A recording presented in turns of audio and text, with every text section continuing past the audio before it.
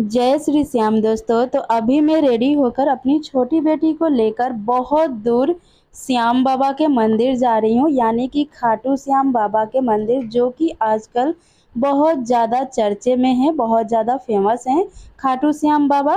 तो यहाँ पे मैं अपनी लड़की को पिंक कलर का ड्रेस पहनाकर उसी के अकॉर्डिंग मैंने कैप भी पहना दिया था और मैं रेडी होके चल पड़ी हूँ। और ये देखिए कितने दूर बसे हुए हैं मेरे श्याम बाबा, यानी मेरे खाटू श्याम बाबा। तो इनका जो कृपा है ना, वो मेरे ज़िंदगी पे बहुत अपार है, बहुत ज़्यादा है। आज मैं जो कुछ भी हूँ इन्हीं के कृपा और आशीर्वाद से हूँ। तो देखिए कितने दूर बसे हुए हैं और मैं बहुत दूर से इनके पास हर हफ्ता आती हूँ, ताकि इनका हमेशा कृपा बने रहे मेरे और मेरे परिवार के ऊपर। तो आज था एकादशी और मैं सुबह में 9:30 बजे घर से निकली हुई हूँ। और देखिए मैं अपनी बेटी को लेकर वीडियो रिकॉर्डिंग करते हुए निकल पड़ी हूँ बाबा के धाम में। और पता है, जब मैं पूरी तरीके से टूट चुकी थी ना, तो बाबा ने ही मेरा साथ दिया।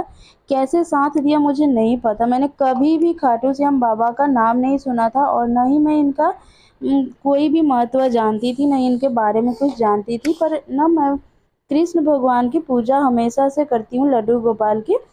तो मैं लड्डू गोपाल के पास ही हमेशा बोलते रहती थी, मेरा जो भी दुख तकलीफ़ होता था। तो एक दिन का बात हुआ कि मैं उनके साथ बहुत ज़्यादा दुख तकलीफ़ शेयर कर रही थी। तो उसी दिन शेयर करने के बाद में जैसे ही मैं सोने के लिए आई तो मोबाइल देखी, तो मोबाइल में बाबा श्याम का एक वीडियो आया, जो कि चमत्कार का वीडियो था। तो मैंने सोचा कि चलो देख लेते हैं क्या हो जाएगा। तो मैंने देखा और देखने के बाद में मेरे अंदर बहुत ज़्यादा लालसा उठ चुकी थी कि मैं भी श्याम बाबा के मंदिर जाऊं और इनका दर्शन करूं, ताकि मेरा भी दिन दशा सुधर जाए, क्योंकि ये भी लड्डू गोपाल से रिलेटेड हैं और लड्डू गोपाल ही हैं। ये भी हमने सुना है कि ये भी कृष्ण भगवान ही है। तो यहाँ पे मैं आ चुकी हूँ मंदिर के पास में। बहुत दूर पैदल चलने के बाद में वो आकर के यहाँ पे चप्पल खोल दी। और गेट के सामने ही चप्पल खोलना होता है, साइड में नहीं चप्पल खोलना होता है। तो इसीलिए मैंने सामने ही चप्पल खोल के और उसके बाद बाबा को प्रणाम करके इनका नाम लेके और दोनों हाथ उठा के हारे के सहारा की जय ऐसा बोल के मंदिर में घुसना होता है। तो मैंने भी ऐसा किया और मैं मंदिर में प्रवेश कर गई। प्रवेश करते के साथ में यहाँ पे केला और तुलसी जी का पौधा लगा हुआ है, यानी लक्ष्मी जी और विष्णु भगवान का पौधा यहाँ पे लगा हुआ है। और यहाँ पे प्रणाम करने के बाद में मैं आगे चल देती हूँ बाबा से मिलने के लिए। और हमारे श्याम बाबा का कृपा हमारे ऊपर बहुत ज़्यादा है और हो रहा है, और ऐसे ही बनाए रहे कृपा श्याम बाबा, और गलत रास्ता से हमेशा बचाए रहे और गलत लोगों से बचाए रहे। यहाँ पे मंदिर टंगा हुआ है, मंदिर के साइड में ही पंखा और झूमर टंगा हुआ है। और ये देखिए कितना सुंदर मंदिर बना हुआ है। यहाँ पे इतना कलरफुल है, मोर पंख, मोर और कृष्ण भगवान का बांसुरी सब कुछ से बनाकर यहाँ पे सजाया गया है दीवार को। और जैसे हम लोग इंटर करते हैं ना, तो यहाँ पे सबसे पहले पंडित जी क्या करते हैं कि जो मोर पंख का झाड़ू होता है ना, उसी से सबको पहले झाड़ते हैं सर पे। और उसके बाद अपने हाथ से सब लोगों को टीका लगाते हैं एक एक करके। और मुझे इतना तकलीफ़ होता है कि इनका हाथ भी नहीं दुखता है। मैंने एक बार पूछा भी था तो हंस के, और ये पंडित जी ऐसे ही रह गए, जवाब नहीं दिए। तो मुझे लगता है कि इनके ऊपर भी बाबा श्याम का कृपा है, जो कि हर एक सदस्य को ये टीका अपने हाथों से लगाते हैं। और एक बार नहीं लगाते हैं, दो दो बार लगाते हैं, यानी दो चीज़ से टीका एक ही इंसान को लगाते हैं।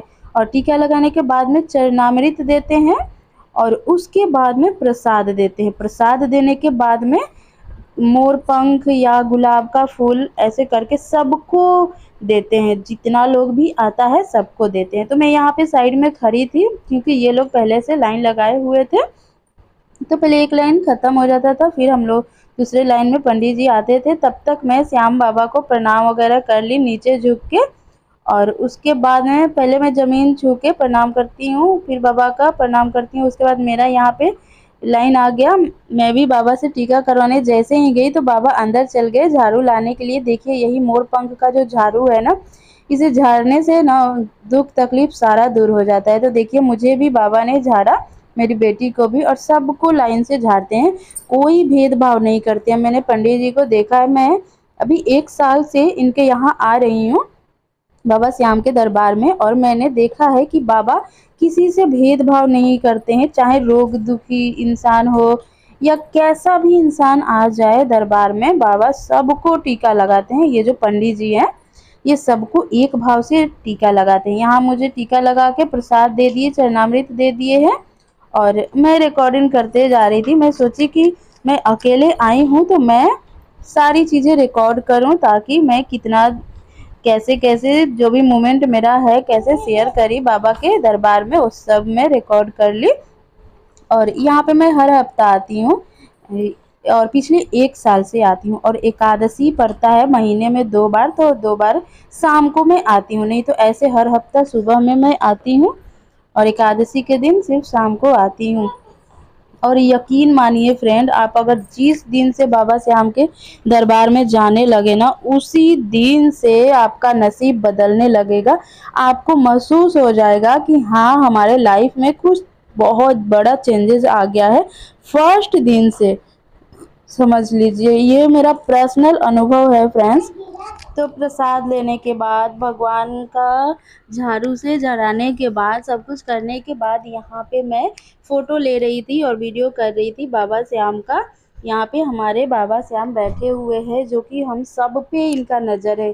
यहाँ पे जितना लोग आता है ना, सबके मुंह से एक ही सवाल होता रहता है, और एक ही खुशी रहता है कि बाबा ने मेरी ज़िंदगी बदल दी, बाबा ने मेरी ज़िंदगी बदल दी, ऐसे करके। और ये देखिए यहाँ पे एक बोर्ड लगा है, इस पे जिस दिन जो लोग बाबा का श्रृंगार करवाते हैं उनका नाम लिखा रहता है, और यहाँ पे एकादशी के दिन जो भंडारा कराता है उनका भी नाम लिखा रहता है।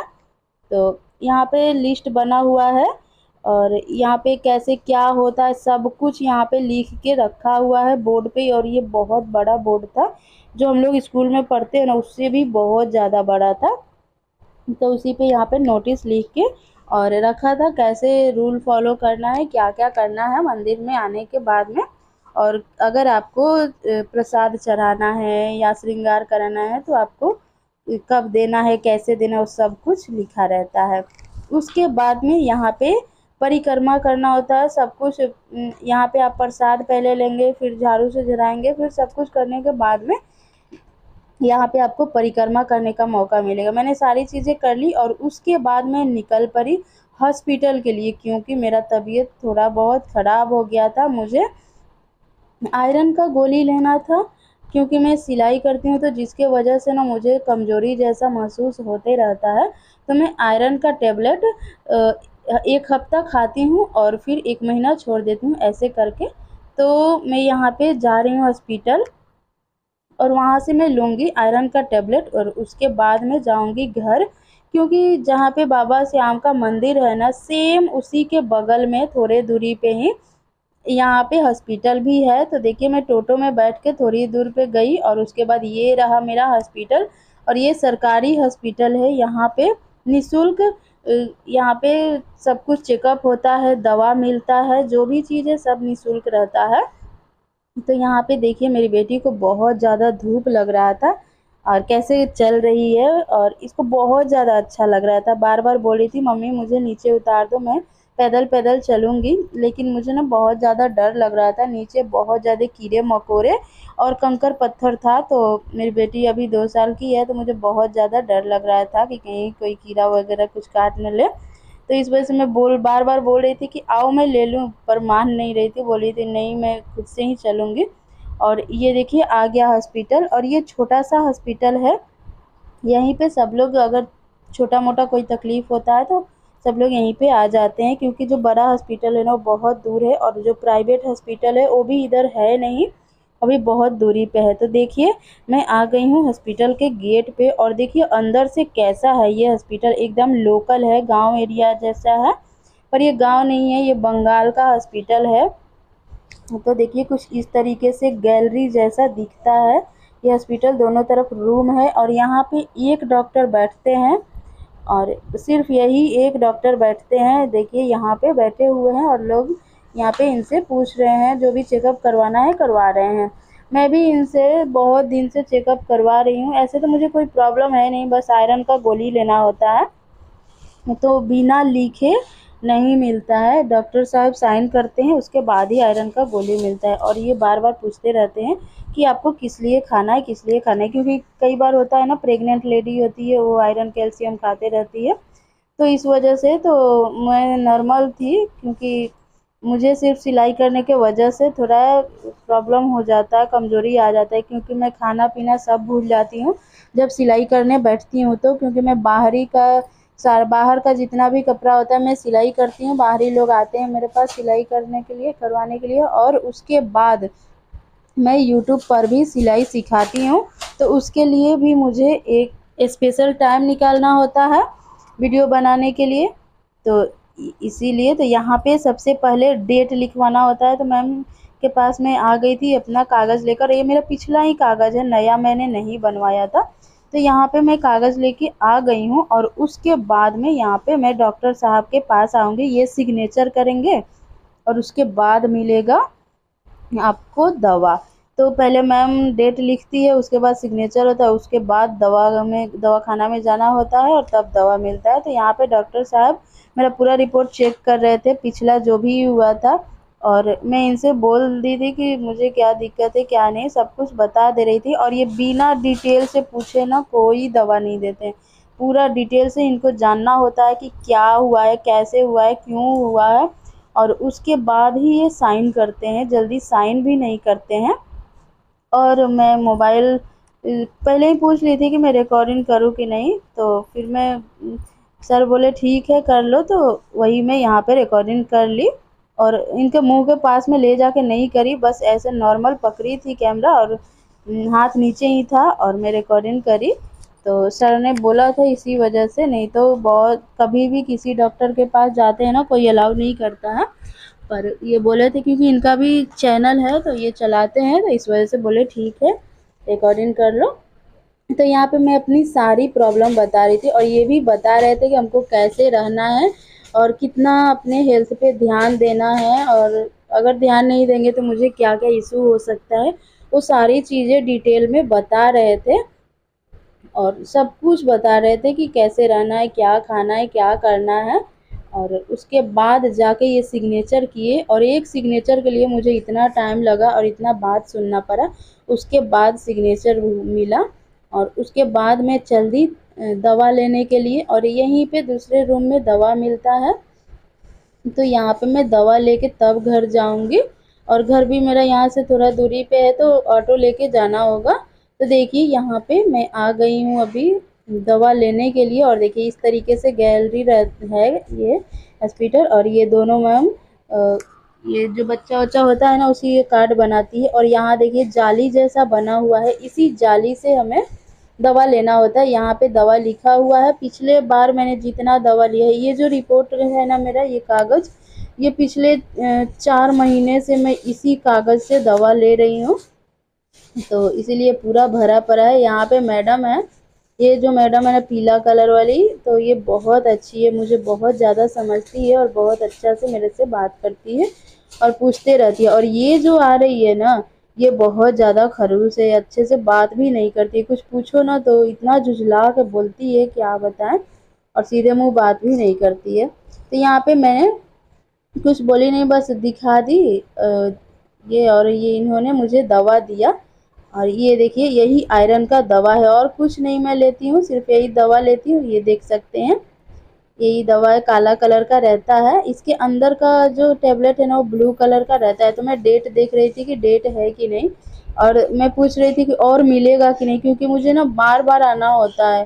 तो ये मुझे ना बहुत ज़्यादा डांट रही थी कि तुम्हारा हॉस्पिटल नहीं है जो तुम्हारे मर्जी से दे देंगे, जितना मिल रहा है ले जाओ और खाओ और फिर वापस आके ले जाना, ऐसे करके बोल रही थी। तो फिर मैं सोची कि जो मैडम मेरे से अच्छे से बात करती है, मैं उनसे एक बार पूछ लूँ कि और मिलेगा कि नहीं। तो मैं वेट कर रही थी, और फिर पूछी तो बोली मैम कि कोई बात नहीं, तुम आके ले लेना। देखिए यही सिर्फ मुझे एक आयरन का गोली लेना था और कुछ नहीं लेना था। तो बस इसी के लिए इतना झंझट और इतना देर लगता है इस छोटे से हॉस्पिटल में। पर कोई नहीं, प्रॉब्लम रहता है तो हमें कहीं भी जाना होता है और कहीं भी अच्छे से व्यवहार करके ही अपना प्रॉब्लम सुलझाना पड़ता है। तो यहाँ पे मेरी बेटी बोल रही थी कि मैं अपने से उतरूँगी सीढ़ी से जैसे कि आप उतरी हो।